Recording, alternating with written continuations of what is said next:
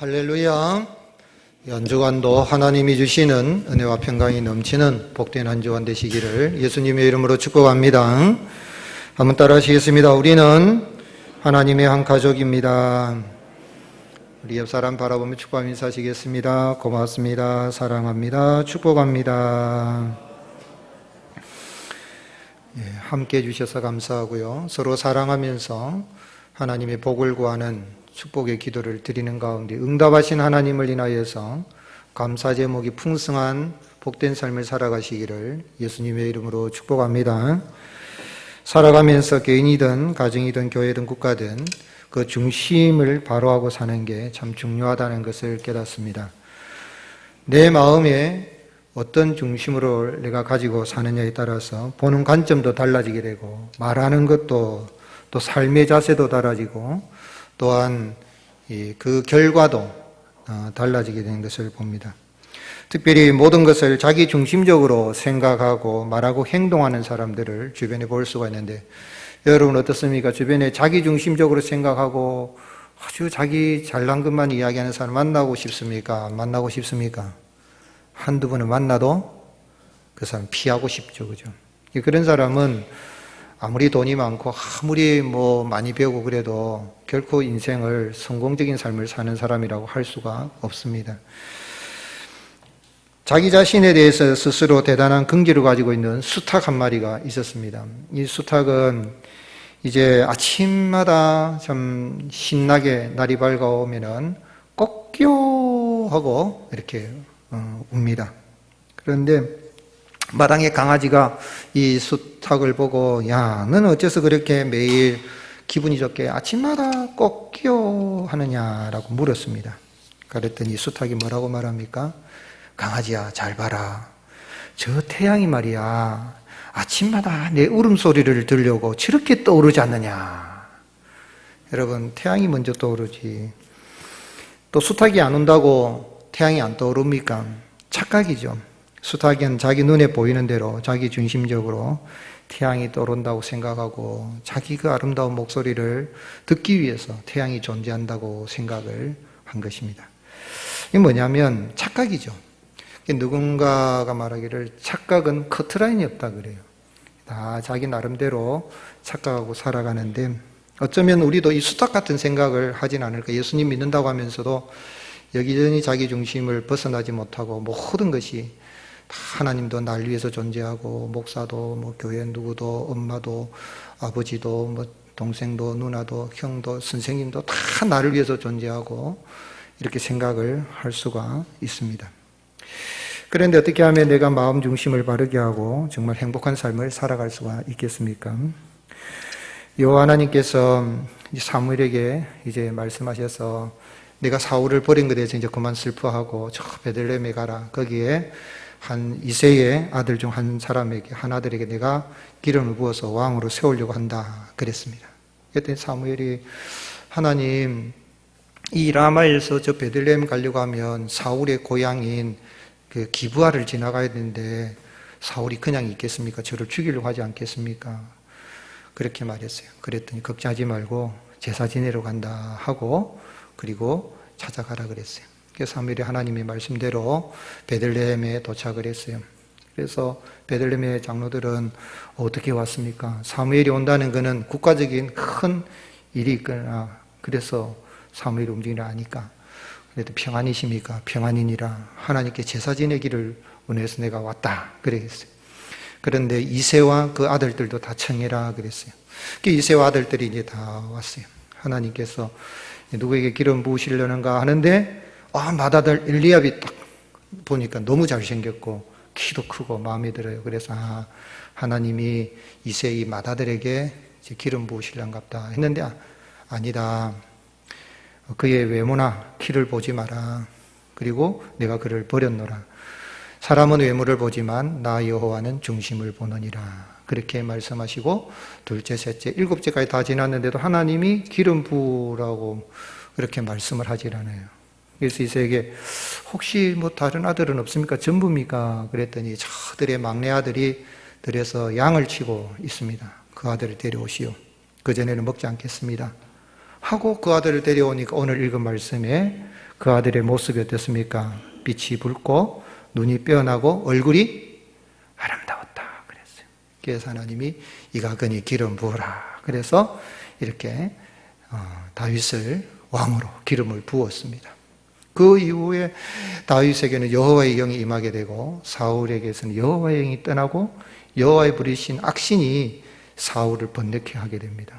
그래서 사울의 신하들이 왕이시여 수금을 잘 타는 그런 사람을 데려다가 수금을 연주하면 그 여호와의 부리신 악령이 떠나가게 될 것입니다 했어요. 그랬더니 마침 옆에 있던 아마 왕을 모셔서는 소년인 것 같아요. 소년 중에 한 사람이 제가 알고 있는데 이새의 아들 가운데 그 아들을 보니까 아주 수금도 잘 연주를 하고 또 아주 용기가 있고 또 무용도 있고 전사고 그리고 말도 잘하는 사람인데 준수한 소년입니다. 그리고 여호와 하나님이 그와 함께 계십니다. 그랬더니 사울이 이제 다윗을 데려오라 그랬어요. 다윗을 데려와서 이제 사울에게 여호와의 부르신 악신이 임하게 되면 다윗이 연주를 해서 결국은 악령을 물리치는 그런 장면입니다. 그런데 여기에서 왜 하나님은 이스라엘의 초대 왕이 되기 전에 참 키도 크고 겸손하고 그랬잖아요. 그런데 그 왕을 하나님 위에 버리시고 이제 새로 다윗을 이렇게 왕으로 기름 부으시고 또 다윗도 그 인생 살아갈 때 보면 사울이 지은 죄보다 더 큰 죄를 지었다 할 수 있어요. 그렇잖아요. 사울이 지은 죄라고 하면은 좀 제사장이 정한 기일에 오지 않는다 그래서 자기가 제사를 드렸다는 그런 일과 또 아말렉을 진멸해라 그랬는데 하나님 앞에 그 불순종한 그런 것도 있지만 다윗은 어떤 죄를 지었습니까?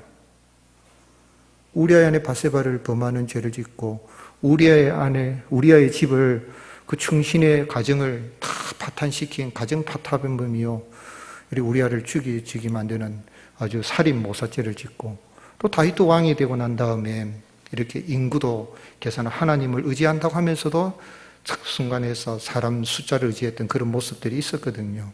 다윗이 지은 죄들이 어떻게 보면 사울이 지은 죄보다 작지 않다고 할 수 있어요. 더 큰 죄라고 할 수 있죠. 그런 다윗은 큰 죄를 범한데도 불구하고 사울에게서 여호와의 영을 거두신 것처럼 다윗에게는 여호와의 영을 거두지 않고 하나님이 함께 하십니다. 왜 하나님 그렇게 하시죠? 차별하십니까? 사람을? 또한 하나님이 중심을 보신다 그랬는데 중심을 보신다는 게 뭘 보신다는 말일까요? 저기 중고등부에 여학생 하나가 교회 올 때에 배꼽 티를 입고 교회로 왔더니 목사님이 야야야 배꼽 춥겠다 좀 가려라 그랬더니 하나님 중심을 보시잖아요. 뭐 그런 의미일까요? 배꼽을 보겠단 말인지 뭘 보시겠다는 이야기입니까? 뜨거운 마음을 보겠다는 거예요. 뭘 말하는 거죠? 그런데 하나님께서 사람을 중심을 보신다. 또 다윗을 택하여서 이렇게 기름 부어서 다윗에게는 여호와의 영이 떠나지 않은 이유는 뭐냐면 참 신앙은 하나님 중심으로 사는 것이라는 걸 알게 하기 위한 거예요. 한번 따라합시다. 참 신앙은 하나님 중심으로 사는 것입니다. 그래서 여호와 하나님 중심을 보신다는 건 그 마음이 하나님 중심인지 여부를 살피신다는 거죠. 그래서 7절에 나 여호와는 중심을 보느니라 그랬는데 이 말씀을 사람들이 오해하는 경우가 있어요. 하나님은 이 외모는 아예 보지 않고 마음 중심만 본다 이런 생각을 할 수가 있어요. 그런데 그렇지 않아요. 오늘 말씀을 보면 12절에 다윗을 데려오니까 다윗의 외모가 어땠습니까? 그 빛이 붉고 눈이 빼어나고 얼굴이 아름다웠다 그랬죠. 요즘 말하면 아이돌입니다. 아이돌. 그죠? 아이돌이라. 18절을 보세요. 18절에 보면 이 소년 중 한 사람이 청거를 했는데 이새의 아들을 본즉 수금을 탈 줄 알고 용기와 무용과 구변이 있는 준수한 자라. 아이돌, 왜요? 노래 잘하는 아이들은 노래 잘하고 미소년들이잖아요. 귀걸이도 하고 남자인지 여자인지 착각할 정도로 아주 예쁘게 하는데 지금 다윗은 얼굴만 아름다운 게 아니라 눈이 빼어나 얼굴만 아름다운 게 노래도 잘하고 악기도 연주를 잘할 뿐만 아니라 뭐라 그랬습니까?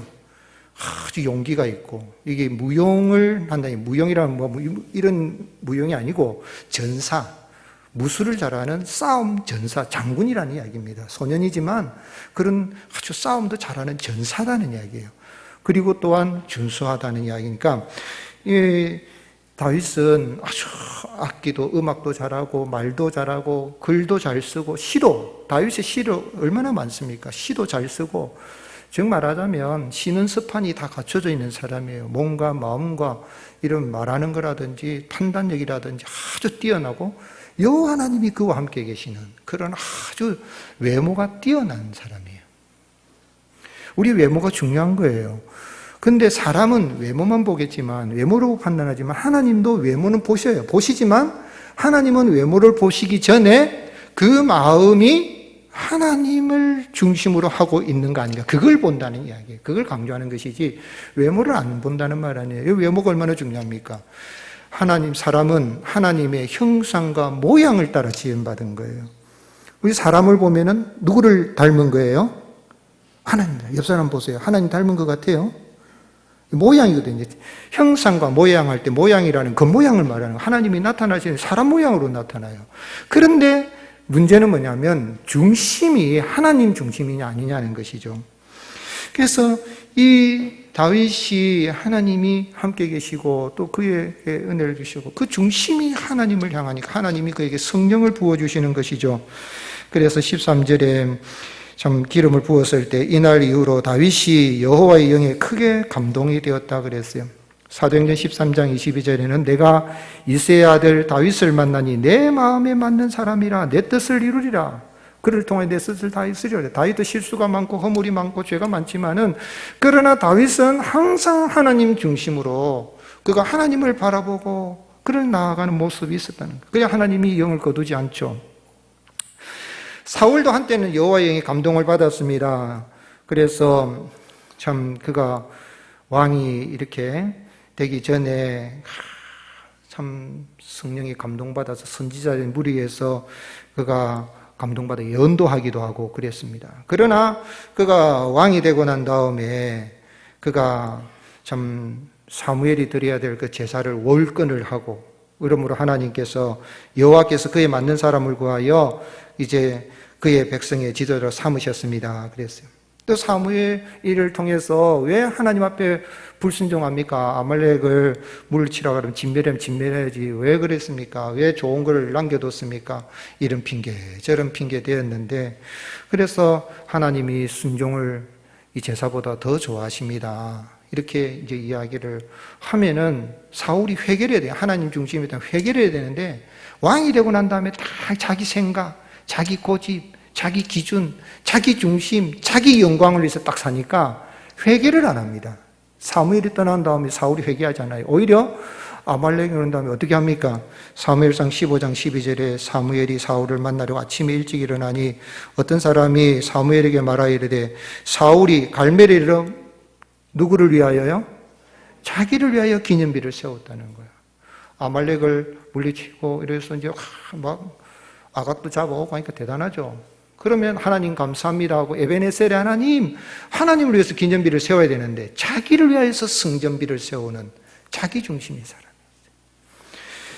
그래서 14절에 보면 여호와의 영이 사울을 떠나고 여호와의 부르시는 악령이 그를 번뇌하게 했다 그랬어요. 이렇게 악령이 번뇌할 때에 하나님 중심으로 나아가는 이 다윗에게 성령을 부어주시니 다윗이 이제 와서 사울 앞에서 악기를 연주하면 23절에 사울이 상처에 낫고 악령이 떠나게 되는 거예요. 이 음악 치료요법으로 된 거 아닙니다. 이건 하나님이 다윗과 함께 계시니까 그 다윗에게 여호와의 영이 임하니까 여호와의 영이 임하는 그곳에는 더러운 악령은 저절로 떠나게 돼 있는 거예요. 여러분, 뭐 특별히 우리 예수님 믿는 사람이 성령이 충만하면 지나가기만 하면 어둠은 저절로 물러가게 되는 것입니다. 그것처럼 더러운 귀신은 뭐 떠나가라 말아 안 해도 그냥 더러운 귀신은 꼼짝 못하고 떠나가는 역사입니다.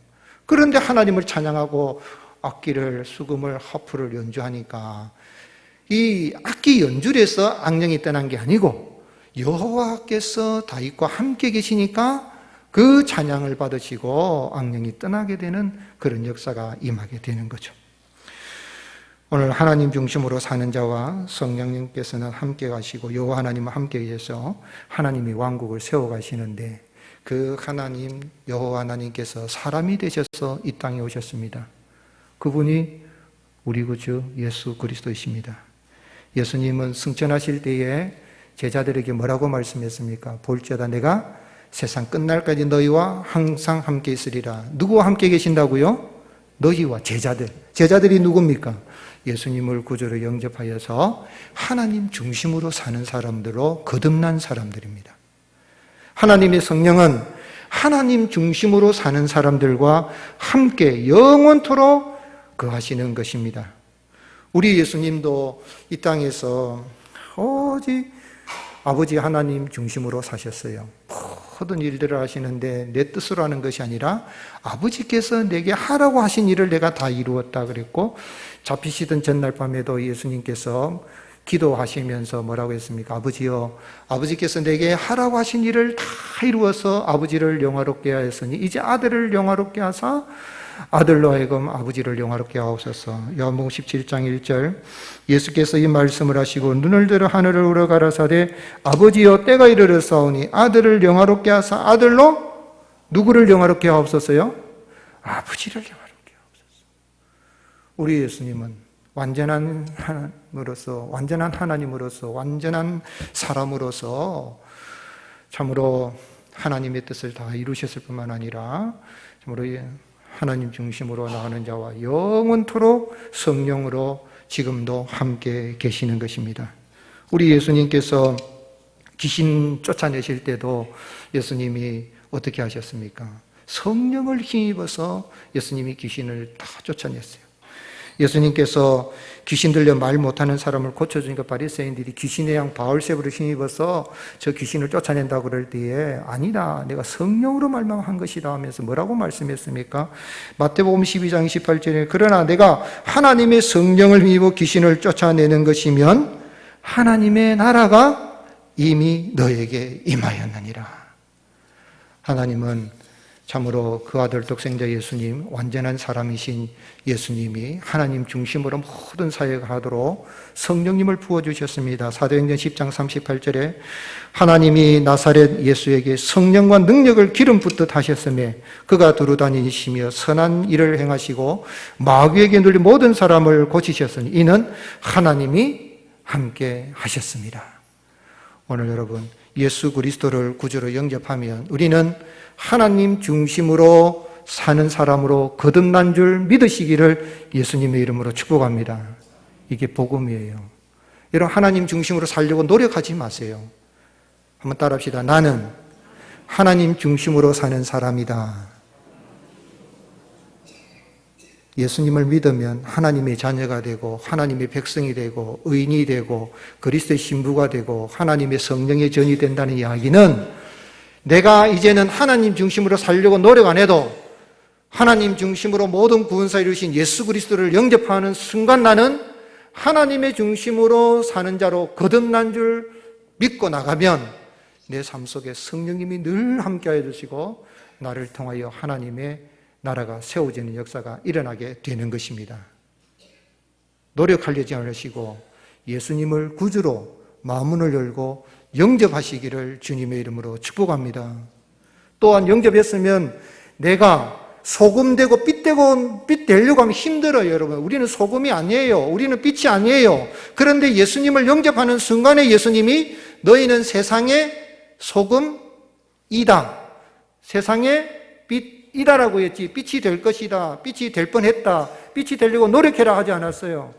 예수님을 영접하는 순간에 나는 하나님 중심으로 사는 자로 거듭난 줄 믿으시기를 주님의 이름으로 축복합니다.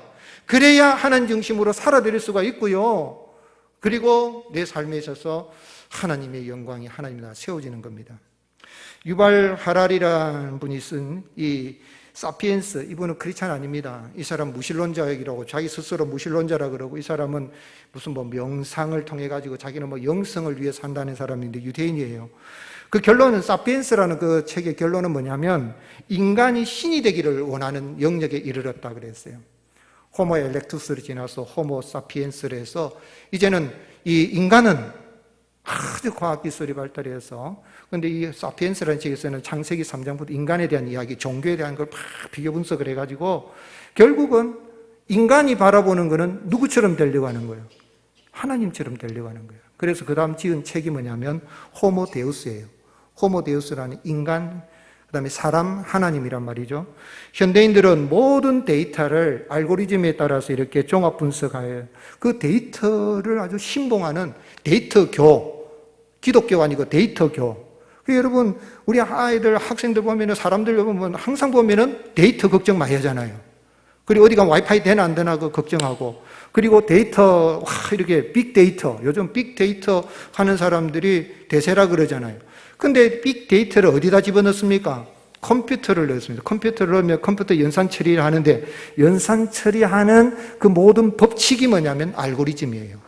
어떤 알고리즘을 넣어가지고 해석을 하느냐에 따라서 나오는 정보가 달라지는 거예요. 자본주의의 알고리즘을 넣으면 자본주의에 원하는 결과가 나오고 정보가 나오고, 공산주의 알고리즘을 풀면 공산주의 그게 나오고, 기독교 알고리즘, 성경 알고리즘을 넣으면 성경 알고리즘이 나오는데, 성경에서의 모든 해석의 알고리즘은 예수님이죠. 아멘이십니까? 그런데 이 사람은 뭐라 하냐면, 이제는 인간은 이런 과학에서 데이터교를 신봉하는, 결론 부분 이야기예요. 데이터교를 신봉하면서 이제는 인간은 호모데우스가 됐다. 즉 신이 된 인간이라는 거예요. 신이 된 인간, 신의 영역. 어떤 겁니까? 여러 가지 생명공학이라든지 과학 이런 것들이 다 이제는 유전학 이런 것이 다 해가지고 인간은 영원히 죽지 않는 존재로, 영멸하는 존재로, 기아라든지 감염병 이런 걸 다 뛰어넘어서 이제는 전쟁도 없이 이제는 불멸하여서 이런 유토피아 이런 세계로 들어가는 걸 만드는데, 그게 데이터교다. 인간은 신의 영역에 이르렀고 인간은 호모데우스다. 이제 그런 이야기를 하는 거예요. 그래서 문제도 던지고 나가는데, 오늘 인간이 타락하는 순간에 왜 타락했어요? 이 열매를 따먹는 순간에 하나님처럼 되리라는 그 사탄의 유혹을 받은 그 이후에 지금도 계속해서 이 유발 하라리치도 이야기하는 거, 결국 마지막은 이 창세기 3장의 사건이에요. 하나님처럼 되려고. 그러나 내가 노력한다고 하나님처럼 되려고 해서 되는 게 아니라, 오늘 여러분 예수 그리스도를 구주로 영접하면 하나님의 아들이 되는 줄 믿으시기를 주님이 축복합니다. 예수 그리스도를 구주로 영접하면 하나님의 딸이 되고, 또한 하나님 중심으로 사는 자로, 세상의 소금으로 빛으로 거듭나게 되는 것입니다. 내가 예수님을 영접했을 뿐만 아니라 예수님이 나를 영접하여 주셔서 하나님 중심으로 살아가는 존재로 거듭나게 하여 주신 걸 믿으시고 정말 하나님 중심으로 살아드리는 그런 은혜가 있을 수 있기를 주님이 축복합니다. 존재가 문제예요. 거듭나는 게 문제예요. 인간은 아무리 노력해도 안 되는 거예요. 인도에 지금 막 난리 나잖아요. 감염에 난리가 나요. 인도가 지금 이 백신 생산에는 그런 최고의 나라라고 하지만 저리 난리는 게 뭐냐면 그 종교 뭡니까? 이 윤회하는, 이 세상에 태어났다 다음 세상에 내가 강아지로 태어날지 개로 태어날지 지렁이로 태어날지 뭘로 태어날지 이게 고다 이 말이에요. 이게 윤회가 고인데 이 윤회에서 벗어나려고 하는 이제 그런 힌두교라든지 불교라든지 이 은혜 신봉해가지고 막 하다가 지금 난리를 치고 있는데 사람들이 막 죽어나가고 있죠. 여러분, 이 세상에 어떤 종교를 해가지고 내가 신의 영역에 내가 어떤 부처가 되고 깨달아지고 신이 될 수가 없어요. 모든 것을 다 이루신 예수 그리스도, 하나님 중심으로 사시고 구원을 다 이루신 예수 그리스도로 영접하면 나는 하나님 중심으로 사는 자로 거듭나게 되는 것입니다. 그러면 오늘 여러분, 내가 하나님 중심으로 산 자가 됐으면 이제 내 삶에 나는 어떻게 살아야 될까요? 오늘 성령님이 함께 하셔서 참으로 우리가 하나님 중심으로 사냐 되면 믿음으로 자기를 준비하고 하나님 때를 기다립니다. 예수님을 중심으로 믿어서 거듭난 성도는요, 자기의 주어진 삶 속에 최선의 노력을 경주하고 하나님의 때를 기다립니다. 사울이 여호와의 부르신 악신으로 번뇌하게 되었을 때에 신하들이 추천해서, 이렇게 신하들 중에 한 소년이 추천해서 다윗이 서게 된 다윗에 대해서 평가할 때 뭐라고 했습니까? 18절, 소년 중 한 사람이 대답하여 이르되 내가 베들레헴 사람 이새의 아들을 본적 수금을 탈 줄 알고 용기와 무용과 구변이 있는 준수한지라 여호와께서 그와 함께 하시더이다. 그는 문무를 겸비한 거예요. 예술도 뛰어난 사람이에요. 대단한 사람이죠. 하나님이 이런 참 다윗이 지금 벌써 성령의 기름 부으시면 하나님의 기름 왕으로 기름 부음 받았잖아요. 그런데 다윗이 그 이후에 내가 이제 왕이 기름 부음 받았으니까 나를 좀 왕으로 세워달라고 사람 찾아다니지 않았어요. 여전히 그는 들에서 양을 치는 일을 합니다. 그러다가 사자나 곰이나 이런 것들이 오면 양떼를 지키고 찾아가서 이 사자와 곰과 싸워서 수염을 잡고 막 찢어서 이기는 그런 은혜를 경험하고 아주 그런 무술이 뛰어나는 거예요. 또 물맷돌도 막 던지는 가운데서 하나님이 함께 하신 은혜를 경험하는 거죠. 또한 하나님이 구원해 주신 은혜에서 들에 있으면서 양치를 해서 하나님 앞에 이 수금을 연주하면서 감사 찬송을 하고 시를 짓고 그런 일을 한 거예요. 그런데 어느 날 여호와의 부르신 악신이 막 사울에게 괴롭히니까 그 중에 한 소년이 추천해서 사울 왕 앞에 서서 왕의 그 수업을 이제 다윗이 받게 되는 길이 열리게 되는 겁니다. 그런데 우리가 봐서는 우연이 된 것 같지만 우연이 아니라 하나님의 인도하심이 때가 되면 평소에 이때 지금 다윗의 나이가 한 17살 정도라는데 그가 왕이 30세 이제 왕이 되잖아요. 13년 동안에서 하나님은 준비시키시는 거예요. 그 삶 속에서. 그래서 그는 모든 면에 있어서 준비하면서 내가 왕 앞에 서게 해달라고 청탁도 하지도 않았지만 때가 되면 한 이 소년의 입술을 통하여서 왕 앞에 서서 왕이 사위가 되게 하시고 골리앗도 만나서 물리치는 그런 전공도 세우게 하시고 점점점 왕으로 부각이 되어서 사울이 죽이려고 해도 쫓겨다닌 가운데 고난을 잘 이기고 그래서 그는 하나님 중심만 바라보고 살아요. 하나님 그런 줄 알았어요. 하나님이 함께 하시니까. 우리 예수님이 그렇게 사셨어요. 하나님의 때를 기다리신 거예요. 예수님이 공생에 이르시자 처음 기적을 가나 혼인잔치에서 물이 변하여 포도주가 되게 하셨지만은 어머니가 모친 마리아가 포도주가 떨어졌다 그럴 때 예수님 뭐라고 말씀하셨습니까? 내 때가 아직 이르지 않았습니다. 나와 무슨 상관이 있습니까? 그런 어머니가 또 간곡히 이야기하고 하인들에게 무슨 말을 하든지 그대로 해라 그러니까 예수님은 거기서 기적을 보여주셨지만은 예수님은 항상 누구 때를 생각한 거예요? 하나님의 때를 생각한 거예요. 예수님이 6월절 명절이란 이럴 때 올라갈 때도 요한복음 17장 8절에 내 때가 아직 차지 못하였으니 나는 이 명절에 아직 올라가지 아니하겠노라. 장막절이든 6월절이든 올라갈 때도 하나님의 때를 생각하고 움직이셨어요. 또한 예수님은 잡히시던 전날 밤에 이제 예수님은 겟세마네 동산에서 아버지여 이 십자가를 좀 물러가게 해주셔서 했지만은 이제 내가 십자가에 달려 죽을 때가 됐구나, 구원사에 이룰 때가 됐구나 하고 제자들에게 와서 뭐라고 말씀했어요? 마태복음 20장 45절 같이 읽겠습니다. 이에 제자들에게 오사 이르시되 이제는 자고 쉬라. 보라 때가 가까이 왔으니 인자가 죄인의 손에 팔리우느니라. 태어나시고 때가 참에 예수님이 태어나시고 때가 참에 예수님은 기적을 행하시고 때가 참에 예수님은 때가 되면 십자가에 죽으시고 때도 어느 때 예수님이 십자가에 죽으셨어요? 6월절 양 잡는 시간에 예수님이 십자가에 운명하시고 우리의 구원을 이루셨어요.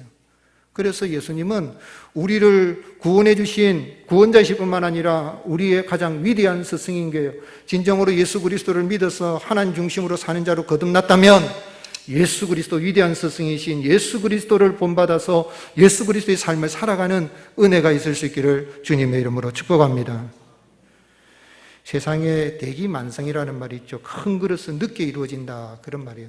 원뜻은 좀 그런 건 아니지만은 아직 뭐 돈은 다 이루어지지 않은 노자 41장에 나오는 말이지만은 그러나 일반적으로 이제 그 말이 전해지면서 큰 그릇은 듣게 된다 그래요. 세상에서도요 어떤 세상 이치도 그 하나님 앞에 사람들 앞에 쓰임받는 큰 그릇이 되려면 시간이 걸린다 그러면 하물며 예수 그리스도를 믿어서 다윗이 왕으로 기름 부음 받지만 당장 왕이 된 게 아니라 13년 동안 적어도 준비를 하고 하나님 앞에 하나님 때를 기다리고 나갈 때가 되면 하나님이 그를 인도하시고 은혜 베푸시고 세워주신 것을 보게 됩니다. 사랑하는 성도 여러분, 어떻게 하면 우리는 하나님 앞에 중심을 바로 하고 행복한 삶을 살아갈 수 있습니까? 참 신앙은 하나님 중심으로 사는 것입니다. 오늘 예수님을 믿는 사람은 하나님 중심으로 사신 예수님을 믿어서 하나님 중심으로 산 줄, 거듭난 줄 믿으시고 내게 주어진 그 시대에서 지금 좀 당장 안 된다고 낙심하지 마시고 하나님의 때를 기다리고 잘 준비하여서 하나님 앞에 귀하게 쓰임받는 그런 은혜가 있을 수 있기를 예수님의 이름으로 축복합니다.